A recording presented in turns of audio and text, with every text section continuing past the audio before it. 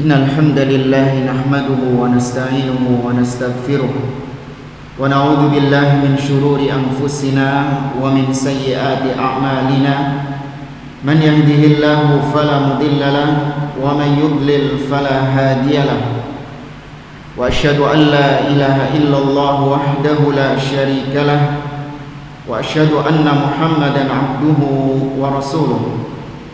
Ya ayyuhalladzina amanu taqullaha haqqa tuqatih wa la tamutunna illa wa antum muslimun. Ya ayyuhan nasu taqu rabbakumul ladzi khalaqakum min nafsin wahidah wa khalaqa minha zawjaha wa batha minhuma rijalan katsiran wa nisaa'a wattaqullaha alladzi tasaaluna bihi wal arham innallaha kana 'alaikum raqiba.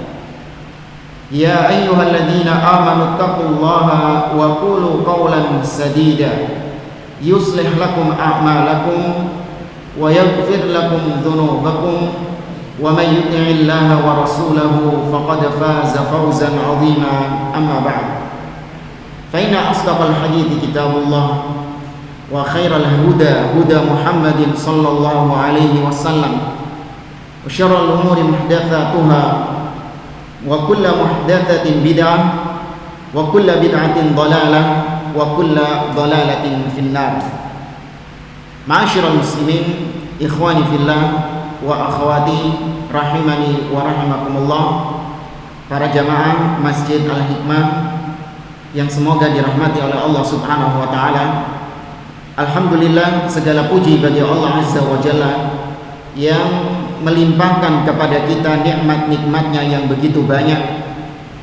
Di antaranya di pagi hari ini Allah berikan nikmat kepada kita dengan taufik, dengan hidayah, sehingga kita bisa mengawali pagi hari ini dengan ibadah kepada Allah Subhanahu wa taala, kemudian dilanjutkan dengan duduk bersama sembari menunggu datangnya al-isyraq, sembari menunggu terbitnya matahari. Kita mengkaji beberapa ayat-ayat Al-Quran, firman Allah Subhanahu wa ta'ala, yang kita berharap kepada Allah agar Allah Subhanahu wa ta'ala memberkahi majelis kita. Allah Subhanahu wa ta'ala menambah ilmu kepada kita, mengangkat kebodohan dari dalam diri kita, dan semoga Allah Azza wa Jalla menjadikan ilmu yang kita dapatkan bermanfaat bagi kita, dan amal soleh yang diterima menjadi amal soleh yang diterima oleh Allah Azza wa Jalla. Innahu waliyyu dzalika wal qadiru alaih. Para jamaah hadirin dan hadirat rahimani wa rahimakumullah, sejenak di pagi hari ini kita akan mengkaji sebuah ayat, sebuah surah di dalam Al-Quran yang insyaallah saya yakin semua yang hadir di sini hafal surah ini sejak dari kecil dahulu. Sebuah surat yang mungkin termasuk di antara jajaran surah-surah favorit. Apa itu surah-surah favorit? Hah? Yang kalau dibaca sama imam, jamaahnya pada senang karena cepat selesai sholatnya. Surah yang akan kita kaji di pagi hari ini adalah surah Al-Fil. Ya, surah Al-Fil. Surah Al-Fil termasuk di antara surah Makkiyah. Apa yang disebut surah Makkiyah? Apa bedanya sama surah Madaniyah? Surat Makkiyah adalah surat yang diturunkan di Mekah. Kalau Madaniyah diturunkan di Madinah. Kayaknya sudah pernah kita, ya. Dulu waktu kita bahas surah apa terakhir di sini? Ad-Duha, ya. Iya. Baik, kita luruskan kembali.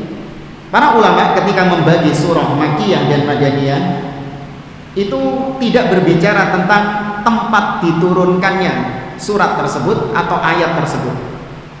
Namun surah Makkiyah atau Madaniyah ini bukan berkaitan dengan tempat, namun berkaitan dengan waktu.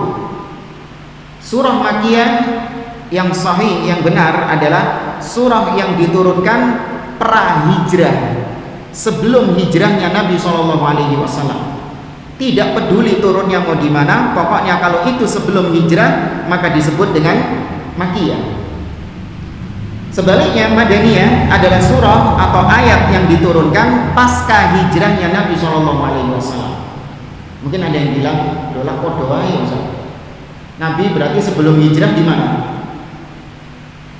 Makkah. Kemudian hijrahnya kemana? Madinah. Lah kok doa ya lah? Enggak, beda. Karena ada ayat-ayat Madaniyah yang justru diturunkan di Mekah. Ya, ada ayat-ayat Madaniyah disebut ayat Madaniyah tapi turunnya di Mekah. Seperti misalnya firman Allah Azza wa Jalla dalam surah Al-Maidah ayat yang ketiga, "Al-yauma akmaltu lakum dinakum wa atmamtu 'alaikum ni'mati wa raditu lakumul Islam madina." Pada hari ini telah aku sempurnakan bagi kalian agama kalian dan aku cukupkan nikmatku atas kalian dan aku ridhoi Islam sebagai agama kalian. Ini ayat Madaniyah. Turunnya ketika peristiwa apa? Turunnya ketika peristiwa apa ayat ini? Haji. Ketika Nabi di Arafah. Ya, ketika Nabi khutbah di Arafah, Nabi diturunkan ayat ini. Namanya haji di mana? Makkah. Tapi ayat ini disebut Madaniyah karena turunnya pasca hijrahnya Nabi SAW. Ya, maka kalau ditanya apa itu Makkiyah, apa itu Madaniyah, ini definisi yang sahih, yang benar. Maka surah Al-Fil itu termasuk surah Makkiyah, diturunkan sebelum hijrahnya Nabi SAW. Kita baca surah Al-Fil, kemudian kita kisahkan kisah yang ada di balik surah Al-Fil tentang pasukan Abroha. A'udzu billahi minasyaitonir rajim. Qala Allah azza wa jalla, bismillahirrahmanirrahim. Alam tara kaifa fa'ala rabbuka bi ashabil fil. Kata Allah Subhanahu wa taala, tidakkah engkau melihat wahai Muhammad? Ya, tidakkah engkau melihat bagaimana Allah memperlakukan ashabul fil? Bagaimana Allah memperlakukan ashabul fil? Bagaimana perlakuan Allah terhadap ashabul fil? Kita baca tafsir dari Syekh Muhammad bin Shalih Al-Utsaimin. Beliau mengatakan, alam tara kaifa, tidakkah engkau melihat? Yang dimaksud engkau di sini para ulama khilaf. Para ulama ahli tafsir khilaf, siapa yang dimaksud engkau dalam ayat ini? Allah itu sedang berbicara kepada siapa dalam ayat ini? Pendapat pertama mengatakan, siapa kira-kira? Nabi SAW. Tidakkah engkau melihat wahai Muhammad? Pendapat kedua mengatakan, yaitu yukhatibu kullaman yasihu tawjihil khitab ilaihi, yaitu siapapun yang memang layak untuk ditujukan ayat ini kepadanya. Artinya umum, nggak hanya kepada Nabi SAW, tapi itu umum. Ya, dua-duanya itu tidak ada masalah. Ini bukan perbedaan tafsir yang perbedaan tafsir yang nggak bisa digabungkan, nggak. Ini termasuk diantara perbedaan tafsir yang bisa ditafsirkan dengan kedua-duanya, tidak ada masalah. Baik. Kemudian alam tara kaifa fa'ala rabbuka, tidakkah engkau melihat bagaimana Rabbmu memperlakukan ashabul fil? Ashab, ya ashab kalau ditafsirkan atau diterjemahkan secara bahasa artinya sahabat-sahabat. Sahabat-sahabatnya fil, sahabat-sahabatnya gajah. Ya, kalau ditafsirkan secara bahasa ashab, kalau disebut ashabun nabi berarti sahabatnya Nabi SAW. Apakah maknanya Abroha itu koncoan Nabi gajah? Enggak. Kata-kata ashab dalam bahasa Arab itu bukan hanya artinya sahabat, konco, teman, enggak.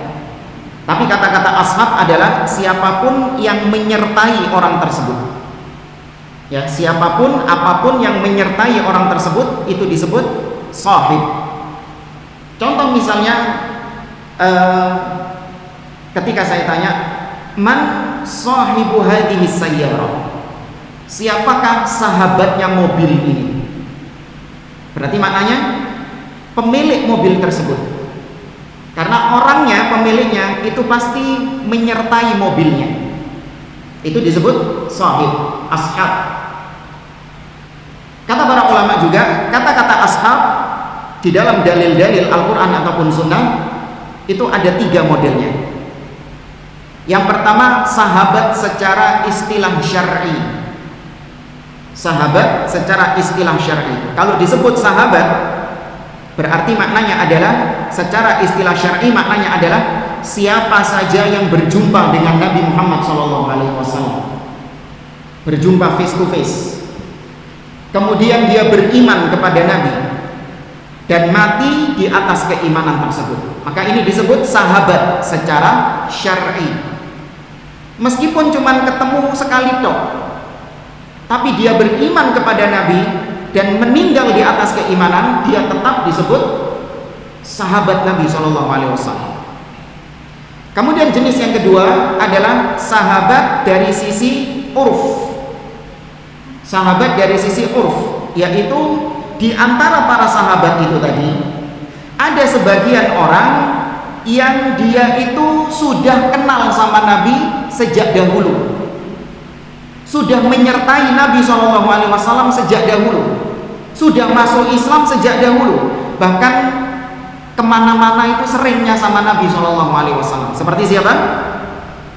Abu Bakar As-Siddiq, ya, Ali bin Abi Thalib, Umar bin Khattab, dan yang lainnya. Mereka ini adalah sahabat karena lebih lama pertemanannya dengan Nabi SAW. Karenanya Anda dapati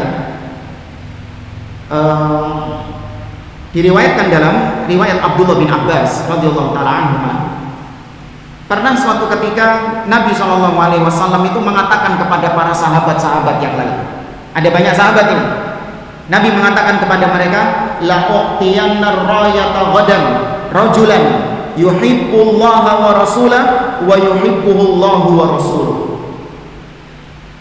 Kata Nabi kepada para sahabat itu, besok aku akan menyerahkan panji ini kepada seseorang yang dia cinta kepada Allah dan Rasulnya, dan Allah dan Rasulnya juga cinta kepada dia. Sudah, Nabi nggak kasih tahu namanya siapa. Kemudian Nabi Nabi pergi. Nabi nggak kasih tahu namanya siapa ini sahabat ini. Maka di malam itu mereka ini, para sahabat ini, saling menebak-nebak, siapa ya orang yang akan mendapatkan panji tersebut.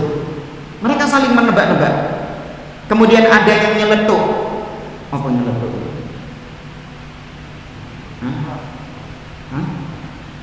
Bukan ngomong, nyeletuk ya. Ya paham lah bahasa Surabaya. Ya, ada yang nyeletuk. Wala'allahu sahiban Nabi sallallahu alaihi wasallam. Kata para sahabat ini, jangan-jangan yang dapat panji itu adalah orang yang bersahabat dengan Nabi sallallahu alaihi wasallam. Loh, padahal saya ngomong ini sahabat juga enggak? Sahabat juga. Tapi mereka mengatakan jangan-jangan ini adalah orang ini yang bersahabat dengan Nabi. Maksudnya sahabat di sini apa? Yang lebih lama pertemanannya dengan Nabi sallallahu alaihi wasallam, yang sudah masuk Islam sejak awal kali Nabi berdakwah. Ya. Ternyata siapa orang ini? Siapa orang ini yang dikasih panji sama Nabi?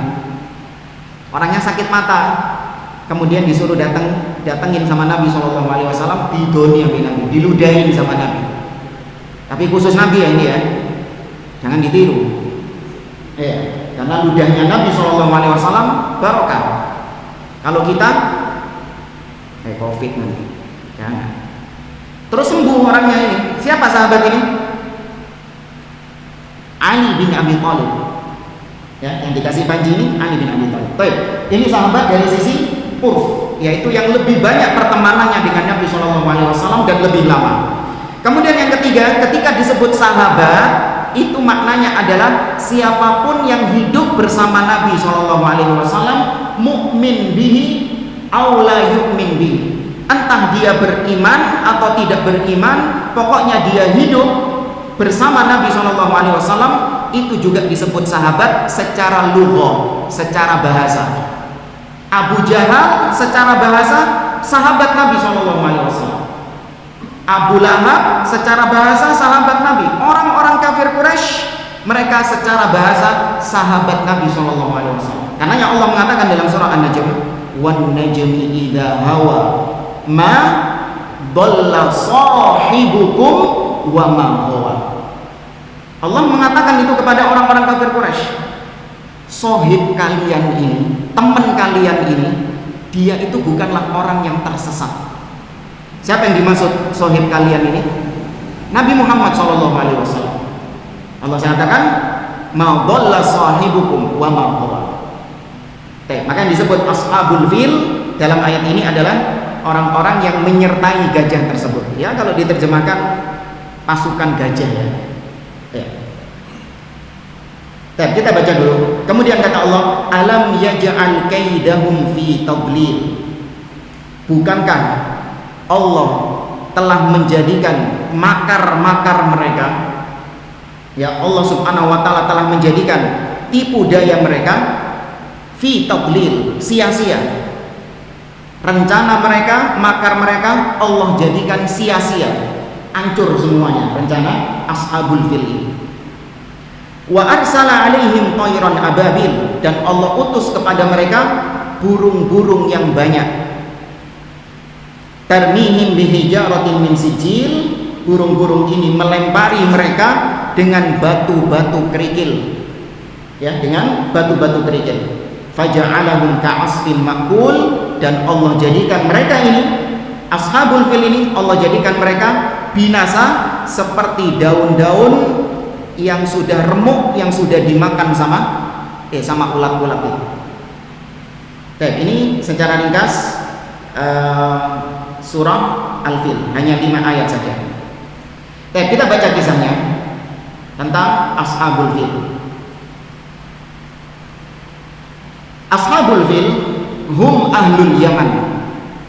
Pasukan bergajah ini adalah orang-orang Yaman. Yaman ini selatannya Jazirah Arab, selatannya Hijaz, selatannya Mekah. Mereka adalah orang-orang Yaman. Alladzina ja'u lihadmil Ka'bah bi fi'lin 'azim arsalahu ilaihim Malikul Habasyah. Orang-orang Yaman ini mereka datang ke Mekah, tujuannya adalah untuk menghancurkan Ka'bah. Ini kisah sebelum lahirnya Nabi SAW ya. Ya, kisah ini sebelum dilahirkannya Nabi SAW. Mereka datang ke Mekah untuk menghancurkan Ka'bah dengan membawa gajah-gajah yang besar. Mereka ini, pasukan bergajah ini, secara khusus diutus oleh Raja Habasyah. Habasyah itu di mana? Afrika, Ethiopia kalau sekarang. Nah, kekuasaan Habasyah ini sampai ke Yaman ketika itu. Ya, kekuasaan Habasyah itu sampai ke Yaman. Makanya Yaman itu juga termasuk teritorinya Habasyah, kekuasaannya Habasyah. Siapa nama rajanya? Julukannya? Kalau Mesir, Fir'aun, atau di zaman ini Muqawqis. Kalau Persia, Kisra. Kalau Romawi, Kaisar. Nah, kalau Habasyah, An-Najasyi. Ya. An-Najasyi itu julukan bagi Raja Habasyah. Apa sebabnya? Kenapa pasukan pasukan bergajah ini ingin menghancurkan Ka'bah? Apa penyebabnya? Penyebabnya anna malikal Yaman arada ayyasuddan nasa anil haji ilal Ka'bah. Raja Habasyah itu ingin untuk menghalangi manusia dari melaksanakan ibadah haji di Ka'bah. Karena dulu itu meskipun belum diutus Nabi SAW, haji sudah ada belum? Sudah ada. Siapa nabi yang disyariatkan pertama kali untuk melaksanakan haji? Ibrahim alaihissalam. Allah katakan dalam surah Al-Hajj, wa adzin fin nasi bil haji ya'tuka rijalan wa ala kulli dhamirin ya'tina min kulli fajjin amik. Wahai Ibrahim, kumandangkan manusia untuk melaksanakan ibadah haji. maka pasti mereka akan datang dengan berjalan kaki atau dengan menunggangi tunggangan-tunggangan mereka. Mereka akan datang dari berbagai penjuru negeri. Ya, Nabi Ibrahim sudah disyariatkan melaksanakan ibadah haji. Maka turun-temurun orang-orang Arab di Mekah, mereka sudah melaksanakan ibadah haji. Meskipun di zaman ini, di zaman pasukan bergajah ini, ibadah haji mereka sudah tercampur dengan kesyirikan kepada Allah Azza wa Jalla. Ya, karena ada seseorang, sebelum kisah ini, ada seseorang yang pertama kali melakukan kesyirikan di Ka'bah. Ada yang tahu siapa nama orang ini? Amr ibn Luhai al-Khuzai. Dialah manusia pertama yang membawa berhala kemudian ditaruh di Ka'bah. Itu orang paling kurang ajar. Bayangkan, rumah Allah yang paling mulia, Ka'bah, dikotori dengan kesyirikan kepada Allah Subhanahu wa taala. Ini kekurang ajaran yang paling kurang ajar, kebiadaban yang paling biadab. Amr bin Lu'ay al-Khuzai ini dia berangkat ke negeri Syam karena orang Arab itu sering berdagang ke negeri Syam.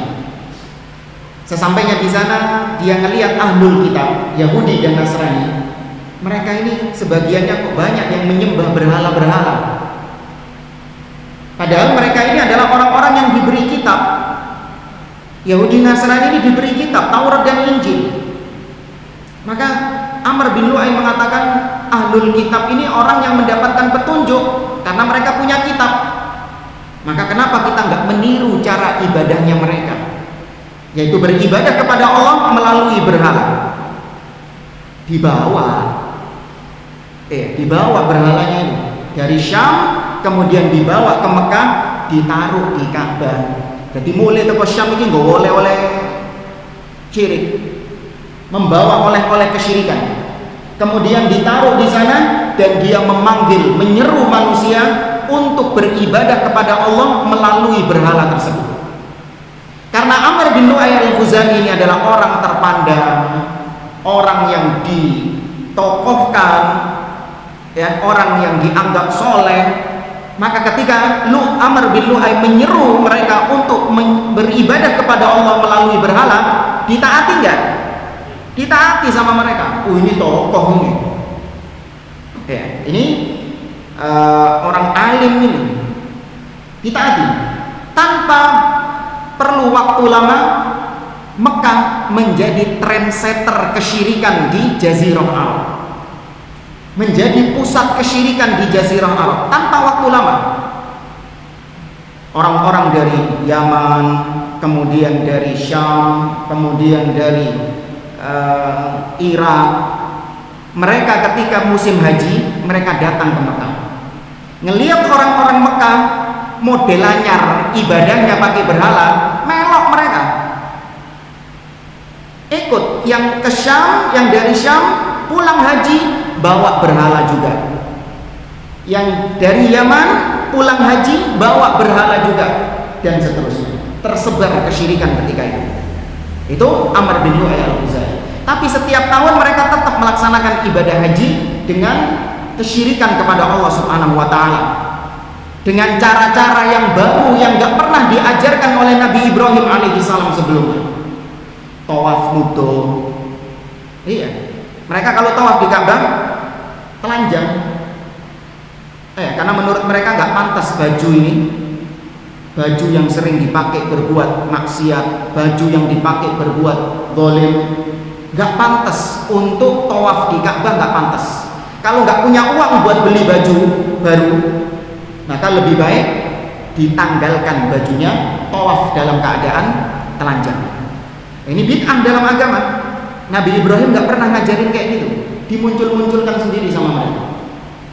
Kemudian mereka talbiyah, labbaik Allahumma labbaik, labbaik la syarika laka labbaik, innal hamda wan ni'mata laka wal mulk, la syarika lak illa syarikan huwa lak tamlikuhu wa ma malak. Sama seperti kita. Ya Allah, aku penuhi panggilan labbaik, Allahumma labbaik, ya Allah aku penuhi panggilan. La syarika lak, kau tidak punya sekutu. Sesungguhnya segala pujian, segala kekuasaan, segala kenikmatan itu darimu ya Allah. kau tidak memiliki sekutu illa syarikan huwalak, kecuali sebagian sekutu-sekutumu yang kau memiliki mereka tapi mereka tidak memilikimu. Maksudnya siapa sekutu-sekutunya Allah di sini? Ya berhalanya mereka ini tadi. Ya. Mereka memunculkan talbiyah-talbiyah yang baru. Makanya ketika Nabi SAW diutus, para sahabat diperingatkan sama Nabi SAW, khudhu anni manasikakum, ambillah manasik haji hanya dari aku. Ojo niru-niru mereka. Jangan niru orang-orang musyrikin Quraisy dalam berhaji. Kalian mengambil tata cara haji hanya dariku saja, jangan dari yang lain. Dan itu seharusnya yang kita kerjakan jamaah. Kalau mau haji, mau umroh, tiru caranya Nabi SAW. Jangan cuma manut apa katanya mutawif. Mutawifnya bilang gini, tanpa dipelajari apakah benar ini mutawif bimbing Anda haji, bimbing Anda umroh sesuai dengan tuntunan Nabi SAW atau tidak. Maka terjadi apa yang terjadi? Yang viral dulu, sa'i baca apa? Pancasila, ya kan? Sa'i baca Pancasila atau nyanyi apa? Iya, wis nyanyi-nyanyi gitu lah. Jamaahnya ngikut. Kenapa? Disesatkan sama mutawifnya, sama pembimbing haji dan umrahnya. Kenapa? Karena jamaahnya tidak belajar bagaimana manasik haji dan umrah yang sesuai tuntunan Nabi SAW. Maka di zaman tersebut sudah ada haji. Nah, Raja Habasyah itu ingin supaya orang-orang Arab itu gak usah berhaji. Gak usah mereka itu berbondong-bondong berhaji. Fabana baitan yushbihul Ka'bah. Maka akhirnya dia membangun sebuah kanisah, sebuah gereja yang tujuannya menyaingi Ka'bah. Diriwayatkan dalam berbagai kitab-kitab sirah, terbuat dari emas. Mewah ini pokoknya. Namanya Al-Kullais. Nama gerejanya, kanisahnya adalah Al-Kullais. Diambil dari kata-kata kolam suar yang artinya peci, songkok. Apa hubungannya gereja kok dinamai songkok? Karena saking tingginya bangunan tersebut, sampai-sampai orang kalau ngelihat tiba songkok itu jatuh karena saking megahnya bangunan tersebut. Itu dibangun sama Abraha supaya orang-orang nggak ke Ka'bah lagi. Ini loh, ada yang lebih bagus dari Ka'bah, ada yang lebih mewah dari Ka'bah. Ngapain Ka'bah cuma batu gitu toh? Ini loh, lebih mewah dari Ka'bah, lebih nyaman dari Ka'bah. Wada'an nasa ila hajjihi liyasuddahum an haji baitillah. Diseru manusia untuk haji ke situ, ke gereja itu, dan tidak lagi berhaji ke Baitullah Ka'bah. Faghadiba lidzalikal Arab. Orang-orang Arab ketika itu, mereka itu sangat mengagungkan Ka'bah meskipun musyrik, meskipun mereka ini adalah orang-orang yang berbuat syirik, tapi hati mereka terhadap Ka'bah itu benar-benar ada ikatan. Hati mereka ini benar-benar terikat dengan Ka'bah. Ka'bah ini adalah sesuatu yang disakralkan luar biasa sama mereka. Maka ketika mendengar orang-orang Arab ini ada saingannya Ka'bah di Yaman, ngamuk mereka, marah. Apalagi tujuannya adalah memang untuk menghalangi manusia dari haji. Marah orang-orang Arab. Wa dhahaba rajulun minhum ila hadzal bait alladhi ja'alahu malikul Yaman badalan 'anil Ka'bah wa ta'awwata fihi wa latafa judranahu bil qadar. Maka ada salah seorang Arab yang marah karena dibangunnya gereja ini untuk nyaingi Ka'bah. Dia pun berangkat ke Yaman, menyelinap di dalam gereja itu malam-malam, kemudian mohon maaf BAB di sana. BAB di sana. Kemudian mohon maaf kotorannya itu di teplok-teploki di tembok-tembok di sana. Dikotori pokoknya. Keesokan harinya faghadiba malikul Yaman ghadaban syadidan. Ketika mendapati gerejanya dikotori dengan kotoran-kotoran seperti itu, ngamuk raja Yaman ini tadi. Abroha ini marah. Wa akhbara malikul habasya bidzalik fa arsala ilaihi hadzal fi'l al-'azim qila wa kana ma'ahu sittatu filatin litusa'idahu. Maka dilaporkan kepada Raja Habasyah. Abroha ini cuma gubernur, istilahnya gubernur di Yaman. Dia cuma raja di Yaman, tapi ada raja yang lebih tinggi lagi di Habasyah. Dilaporkan ke Raja Habasyah. Maka ketika mendengar hal itu, diutuslah Abroha dengan pasukan gajah yang banyak, ya pasukan gajah yang berjumlah, memang khilaf di antara para ulama, ada yang mengatakan jumlahnya 6, ada yang mengatakan jumlahnya 12 atau 13. Pokoknya belasan lah, paling banyak belasan gajah. Dan orang-orang Arab itu mereka nggak pernah melihat gajah, teman. Jadi ketika pasukan bergajah ini datang ke Mekah, itu heran semua orang-orang itu. Gak tahu-tahu nih ono hewan sebesar ini tuh heran mereka. Ya.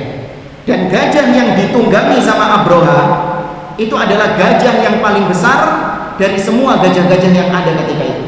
Tahu nama gajahnya siapa? Hah? Mahmud.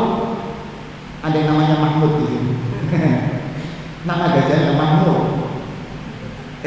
Temenan di zaman. Beneran itu dikisahkan dalam Ibnu Katsir. Dan kalau baca tafsir Ibnu Katsir pasti akan mendapati nama gajahnya Abroha Mahmud. Nah, faja'a malikul Yaman bijunudihi liyahdimal Ka'bah ala zami. Maka berangkatlah Abroha ini, raja Yaman ini, berangkat ke Ka'bah untuk menghancurkan Ka'bah. Lakinnallaha subhanahu hafidhu baitihi. Namun Allah subhanahu wa ta'ala menjaga rumahnya, yaitu Ka'bah. Falamma wasalu ila makanin yusammal mughammas waqafa al-filu wa harana wa aba an yattajiha ila al-Ka'bah fazajarahu siyasuhu walakinnahu aba. Ketika sampai di tempat yang namanya Al-Mughammas, sudah mau nyampe Mekah ini, sudah mau nyampe Ka'bah, nyampe Ka'bah, mogok gajah ini. Gajahnya tahu-tahu berhenti, nggak mau jalan. Nggak mau jalan. Tapi ketika diarahkan balik ke Yaman, baru mau jalan lagi.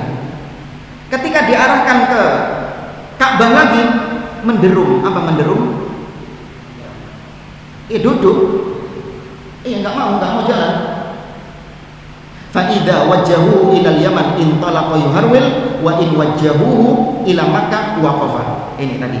Kalau diarahkan ke Yaman mau, tapi kalau diarahkan ke Ka'bah enggak mau. Wa hadhihi ayatun min ayatillahi azza wa jalla. Ini tanda-tanda kekuasaan Allah Subhanahu wa taala, Allah yang mengatur semua makhluk-makhluknya. Mudah bagi Allah Subhanahu wa taala, gajah sebesar itu ditundukkan oleh Allah Azza wa jalla, mudah. Thumma baqu hatta arsalallahu alaihim tayran ababil tarmihim bihijaratin min sijil. Mereka pun akhirnya kesusahan masuk Mekah. Nggak bisa masuk Mekah gara-gara gajahnya mogok. Karena gajah ini seperti ini ya. Kalau zaman sekarang seperti apa yang buat ngancur-ngancurin itu? Alat berat itu. Iya wis yang buat ngancur-ngancurin itu. Lah kalau gajahnya nggak mau jalan, pakai apa mereka ngancurinnya? Ya kan? Pakai apa mereka ngancurinnya? Akhirnya mereka nggak bisa masuk Ka'bah, nggak bisa masuk Mekah. Kemudian Allah utus kepada mereka burung. Burungnya ini bukan ababil, itu bukan nama burung jemaah. Kita dulu nyebutnya burung ababil. Dikira ababil itu jenis burung, bukan. Ababil artinya kata beliau adalah jama'atun mutafarriqah. Ababil artinya adalah sekelompok burung. Ya, burung yang berkelompok, yang berbondong-bondong datangnya. Itu maksudnya ababil. Jenis burungnya apa? Wallahu a'lam, enggak disebutkan. Tapi yang pasti ababil itu bukan nama burungnya. Ya, bukan jenis burungnya. Enggak.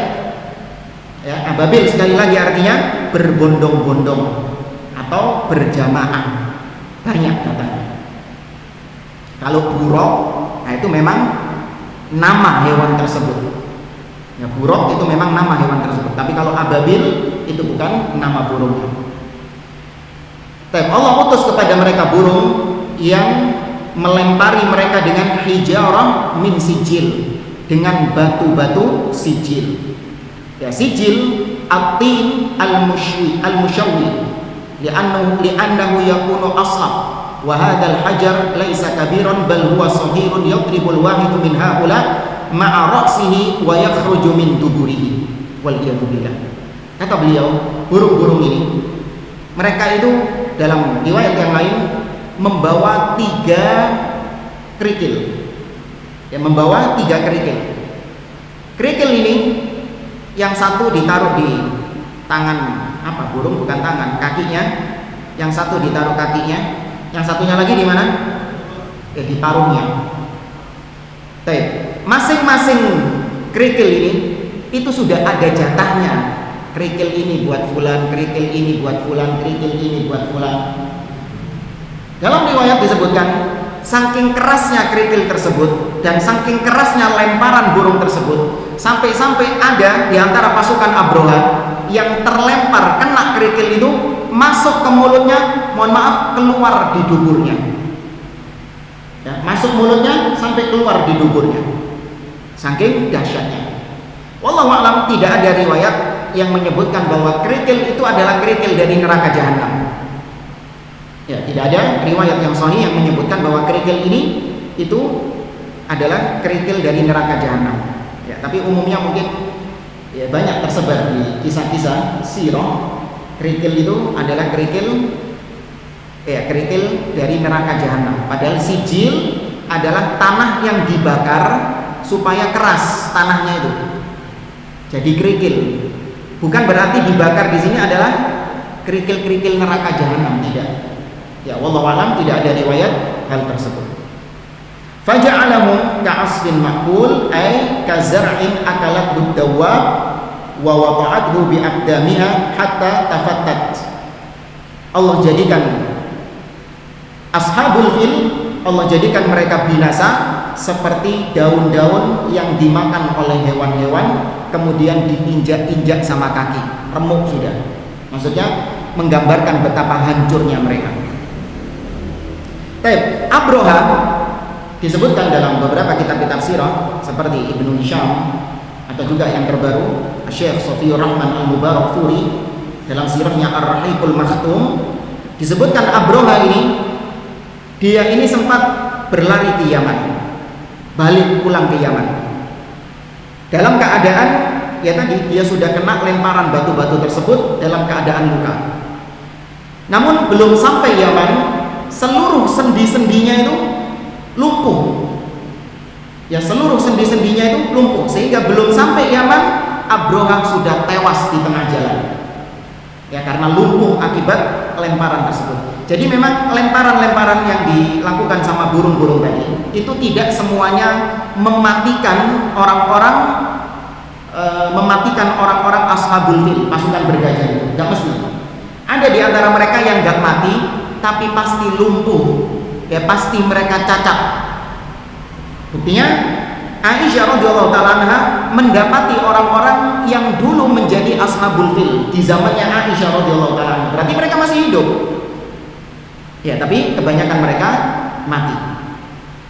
Sebelum Abroha dilempari batu itu, ada sebuah kisah pertemuan antara Abroha dengan Abdul Muttalib. Siapa Abdul Muttalib? Paman kakek Nabi Shallallahu Alaihi Wasallam. Ya, Abdul Muttalib. Kisahnya ketika di Al-Mughammas yang tadi mogok itu loh, gajahnya mogok tadi. Abroha ini menyita unta-unta miliknya Abdul Muttalib. Ada 200 unta itu. Disita, dijarah, dirampok sama Abroha. Gak terima Abdul Muttalib ini, diparani Abroha. Ketika disamperi, Abdul Muttalib minta kepada Abroha untuk dikembalikan unta-untanya. Kaget Abroha. Dikirain Abdul Muttalib ini mau menjaga Ka'bah atau mengusir Abroha jangan menghancurkan Ka'bah. Dikira urusan Ka'bah, ternyata enggak, urusan unta. Heran Abroha, Umar, dia mengatakan jitu minal Yaman lihat mil Ka'bah. Abdul Muthalib, saya ini jauh-jauh datang dari Yaman mau ngancurin Ka'bahmu itu. Lah kok kau masih ribut ngurusi unta-untamu ini? Itu loh Ka'bahmu urus sono itu loh. Mari ini tak hancur loh, gitu.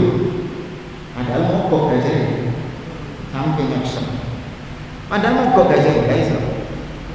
Ya. Apa kata Abdul Muthalib? Dia mengatakan, ana rabbul ibil. Aku adalah pemilik unta-unta itu. Wa anna lil Ka'bah rabban yahmiha. Adapun Ka'bah sudah ada pemiliknya yang akan menjaganya. Ya. Adapun Ka'bah sudah ada pemiliknya yang akan senantiasa menjaga Ka'bah tersebut. Siapa yang dimaksud?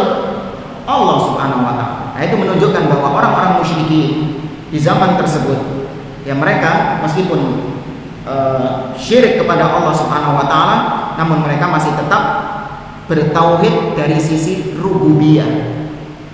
Ya, mereka masih mentauhidkan Allah dari sisi rububiyahnya Allah Subhanahu wa taala. Ya. Dan ada beberapa pelajaran-pelajaran yang bisa kita ambil dari kisah ini. Di antaranya yang pertama adalah surat ini, surah Al-Fil, tidak ditemukan ada hadis khusus yang menjelaskan tentang fadilah membaca surah Al-Fil secara khusus, khasiatnya apa, itu tidak ada dalil yang sahih tentangnya.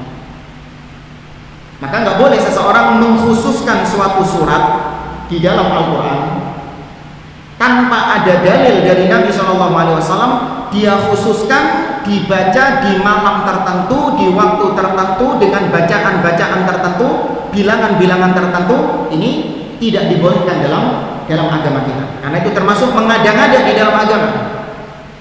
Kecuali kalau ada dalil yang mengkhususkan, maka boleh. Seperti misalnya di malam Jumat kita mengkhususkan membaca surah Al-Kahfi. Boleh, karena ada dalil yang memang mengkhususkan hal tersebut. Kemudian juga sebelum kita tidur, kita membaca Qul a'udzu birabbil falaq, Qul a'udzu birabbin nas. Kemudian ditiupkan, kemudian diusapkan. Khasiatnya bisa dijaga dari asyaiton. Demikian juga membaca membaca ayat kursi sebelum tidur, itu juga dijaga oleh Allah dari asyaiton. Boleh mengkhususkan hal tersebut, dilakukan dibaca di waktu-waktu tertentu kalau ada dalil yang mengkhususkannya. Kalau nggak ada dalil yang mengkhususkannya, nggak boleh sampean mengkhususkan sendiri. Apalagi tersebar di WA, malam ini adalah malam apalah. Maka berdasarkan guru-guru kami, amalan yang dikerjakan di malam ini adalah membaca ini sekian kali, membaca surat ini sekian kali. Kayak kemarin saya dapat waktu tahun baru itu, amalan malam tahun baru. Ya. Baca apa sih? Baca surat apa gitu, sekian kali. Baca sholawat sekian kali.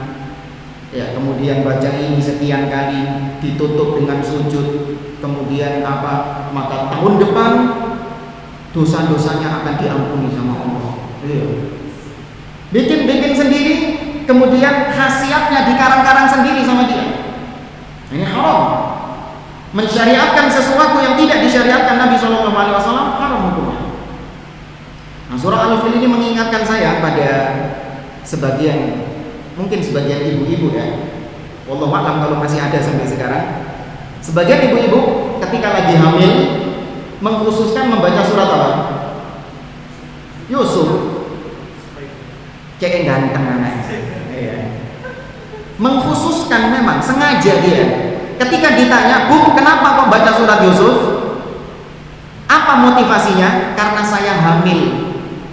Karena saya hamil, saya baca surat Yusuf. Ada nggak dalil yang menggabungkan, mengkoneksikan antara hamil sama baca surat Yusuf? Nggak ada dalilnya. maka jatuhnya bid'ah karena mengkhususkan sesuatu yang tidak dikhususkan oleh Nabi Shallallahu Alaihi Wasallam. Beda kalau memang ada dalil yang menghubungkan antara dua hal ini. Contoh, sampean tiap kali masuk masjid mesti sholat 2 rakaat. Kemudian ketika ditanya apa motivasi Anda sholat 2 rakaat, alasan Anda sholat 2 rakaat apa? Jawaban Anda, karena saya masuk masjid. Alasan saya sholat 2 rakaat karena saya masuk masjid. Masuk masjid sama sholat 2 rakaat, ada dalil yang menghubungkannya? Ada dalil yang menghubungkannya. Kata Nabi SAW, "Idza dakhala ahadukumul masjid fala yaqud hatta yusalli rak'atain." Apabila salah seorang di antara kalian masuk masjid, jangan dia duduk sampai dia sholat 2 rakaat. Ada dalil yang menghubungkannya. Terus kasus lagi, Anda setiap kali masuk rumah Anda sholat 2 rakaat. Tahiyatul bait. Ya.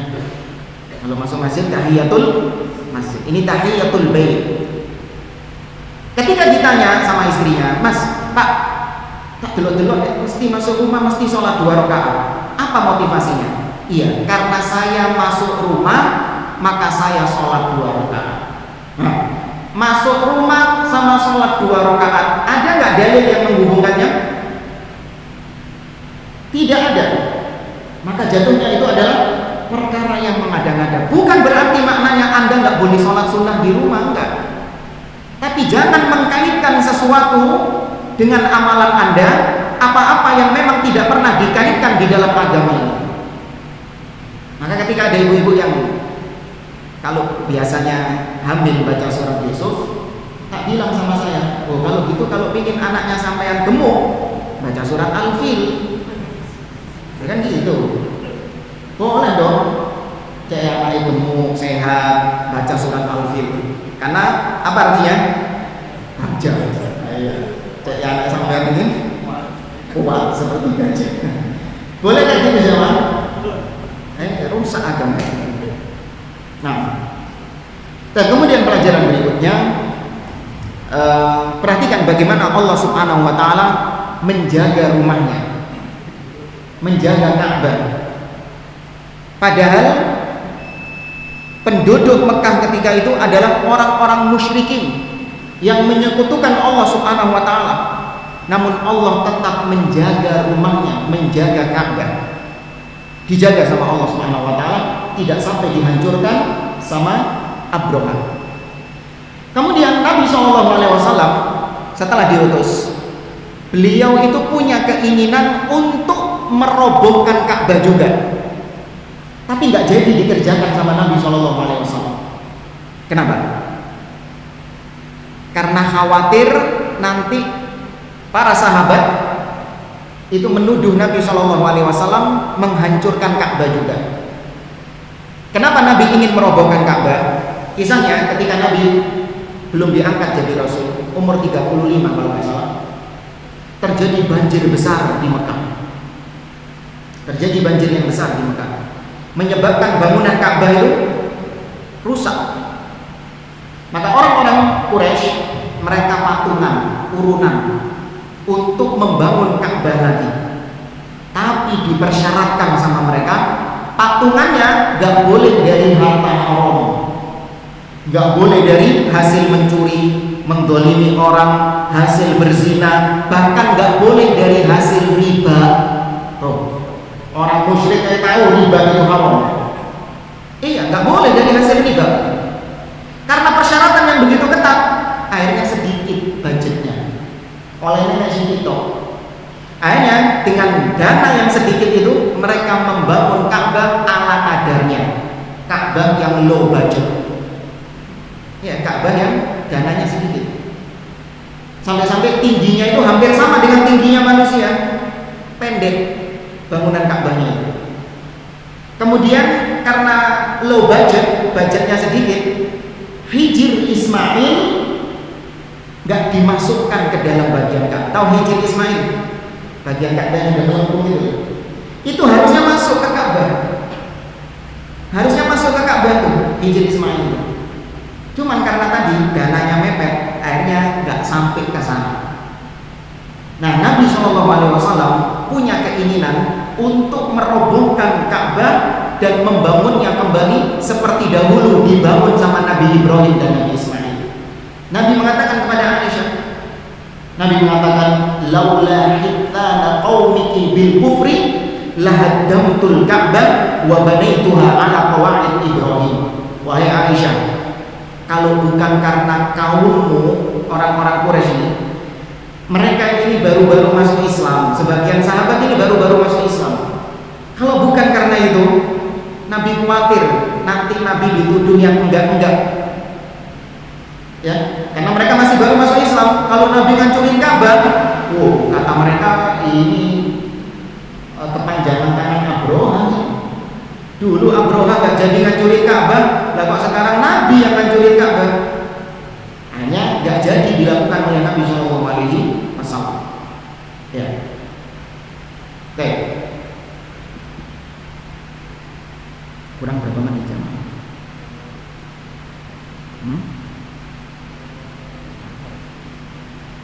Ada tanya jawab kan? Apa? 12 menit 10 menit. Baik. Anak kira ini yang bisa kita sampaikan dari tafsir surah Al-Fil. Tapi sebelum kita akhiri perjumpaan kita, barangkali dari apa yang kita sampaikan ada yang ingin ditanyakan, saya persilakan.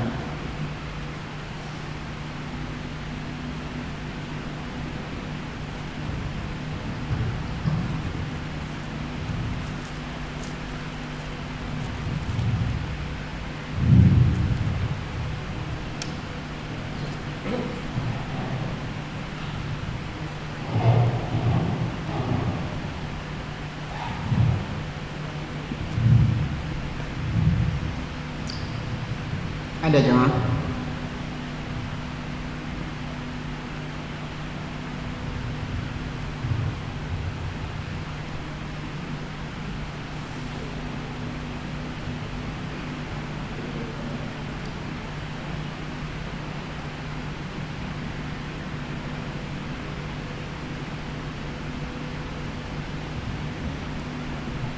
Oh ya, yang belum kita sampaikan juga, di tahun itulah, di sini disebutkan kata para ulama, peristiwa Al-Fil itu terjadi pada bulan Muharram sebelum dilahirkannya Nabi SAW. Tapi di tahun itu Nabi SAW dilahirkan. Ada khilaf di antara para ulama, tahunnya itu tahun berapa. Di sini disebutkan tahun 571 Masehi. Ya, tahun 571 Masehi. Allah alam, enggak penting juga kapan tahunnya, tapi yang pasti peristiwa ini terjadi. Dan di tahun itulah Nabi SAW dilahirkan. Dan tidak diketahui juga dengan pasti bulan apa Nabi SAW dilahirkan. Yang disepakati oleh para ulama adalah tahun kelahiran Nabi dan juga harinya, yaitu hari Senin. Adapun bulan apa dan tanggal berapa tidak ada kesepakatan di antara para ulama. Bahkan Al-Imam Ibnu Katsir rahimahullah dalam kitabnya Al-Bidayah wan Nihayah menukil berbagai macam pendapat ulama-ulama tarikh tentang ikhtilaf mereka menentukan tanggal lahirnya Nabi SAW. Ya, 12 Rabiul Awal itu bukan final. Ya, bukan tanggal yang final disepakati oleh para ulama ahli sejarah, tidak. Di antara mereka ada yang mengatakan Nabi dilahirkan tanggal 2 Rabiul Awal, ada yang mengatakan tahun 20 sekian Rabiul Awal, bahkan ada yang berpendapat Nabi dilahirkan di bulan Ramadan. Ya. Adapun tanggal tahunnya itu disepakati. Ya, tahun gajah. Orang-orang dulu memang kalau menamai tahun itu pasti dengan peristiwa yang terjadi di tahun tersebut. Sebagian orang-orang tua di zaman sekarang, mereka itu nggak ingat angkanya itu tahun berapa, itu mereka nggak ingat. Tapi ketika ditanya, Pak, sampean ini dulu lahir itu tahun apa? Waduh, pokoknya saya waktu kecil itu Belanda masih menjajah Indonesia. Dikaitkan dengan peristiwa. Saya dulu tuh waktu kecil itu masih zamannya PKI gitu. Dikaitkan dengan peristiwa yang terjadi di zaman tersebut. Itu berlaku sama orang-orang sekarang juga. Kalau menceritakan sesuatu pasti dengan peristiwa yang terjadi di tahun tersebut. Nah mungkin wallahu a'lam nanti berapa tahun ke depan anak-anak yang lahir sekarang, yang besar sekarang, pasti nanti ceritanya saya dulu lahir ketika lagi ada wabah COVID. Saya dulu lahir ketika masih ada wabah COVID. Dikaitkan dengan peristiwa yang ada. Baik, wallahu a'lam. Gak ada yang nanya, Pak? Kalau nggak ada, jangan diada-ada. Atau saya ngasih pertanyaan? Nanti kalau nggak ada hadiahnya itu malas jawab. Nah, ada hadiahnya kan? Kebiasaan sih, wallahu a'lam kalau di sini. Kalau saya ngasih pertanyaan nggak ada hadiahnya, nggak semangat. Jadi kalau ada hadiahnya, nggak tahu pokoknya angkat tangan biasanya. Nah, ibu-ibu, ada ibu-ibu kan? Ada. Ada yang mau tanya ibu-ibu? Nggak ada. Apa katanya? Nggak ada. Baik, anak kira ini yang bisa saya sampaikan. Wallahu ta'ala a'lam. Saya akhiri dengan doa kafaratul majelis. Semoga Allah Azza wa Jalla mengampuni seluruh dosa-dosa kita, dan saya ucapkan jazakumullahu khairan, ya terutama kepada pihak penyelenggara dan juga DKM Masjid Al-Hikmah. Semoga Allah Subhanahu wa taala melipat gandakan kebaikan-kebaikan mereka. Aqulu qouli hadza subhanakallahumma wa bihamdik asyhadu an la ilaha illa anta astaghfiruka wa atubu ilaik wa akhiru da'wana alhamdulillahi rabbil alamin. Wassalamualaikum warahmatullahi wabarakatuh.